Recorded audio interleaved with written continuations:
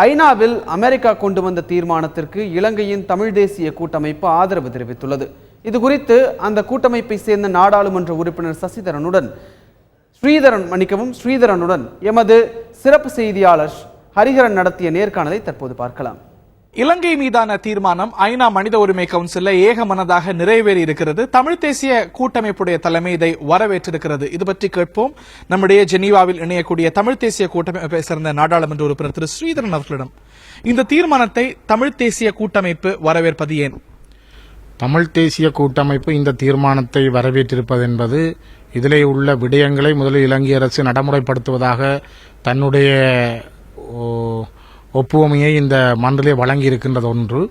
அடுத்தது ஒரு சர்வதேச கண்காணிப்போடும் பொதுநலவாய நாடுகளுடைய நீதிபதிகள் சட்டவாளர்களுடைய அனுமதியோடும் அவருடைய மேற்பார்வையோடும் தான் இந்த விசாரணைகள் மேற்கொள்ளப்படும் என்ற அடிப்படையில் தான் தமிழ் தேசிய கூட்டமைப்பு இதனை வரவேற்றிருக்கிறது. ஆனால் தமிழ் தேசிய கூட்டமைப்புக்குள்ளும் இது பற்றிய கருத்து வேறுபாடுகள் நிறையவே இருக்கின்றன.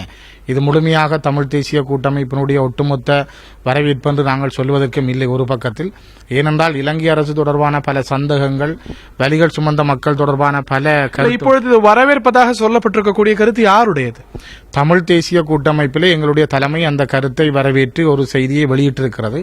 ஆனால் அதே நேரத்தில் பல தமிழ் தேசிய கூட்டமைப்பில் அங்கம் வகிக்கின்ற பல கட்சிகள் அதனை வரவேற்கக்கூடிய சூழ்நிலையை இன்னும் தெளிவாக வெளிப்படுத்தவில்லை. ஆகவே இது ஒரு ஒட்டுமொத்தத்தில் எங்களுடைய முடிவாகவும் நாங்கள் இதனை உடனடியாக சொல்ல முடியாது. இருந்தாலும் கூட நாங்கள் இதில் இருக்கிற நல்ல விடயங்களை முதலிலே வரவேற்கிறோம். ஏனென்றால் ஏற்கனவே ஆணையாளரால் கொண்டு வரப்பட்ட விடயங்கள், அதற்கு பிற்பாடு இப்பொழுது சொல்லப்பட்டிருக்கிற நிறைவேற்றப்படுகின்ற விடயங்கள் தொடர்பான விஷயங்களை, அந்த காரியங்கள் நடைபெறுவதற்கான ஒரு உந்துதலை இலங்கை அரசு செய்யுமா என்பதற்கான ஒரு கால அவகாசத்தை நாங்கள் வரவேற்றோம்.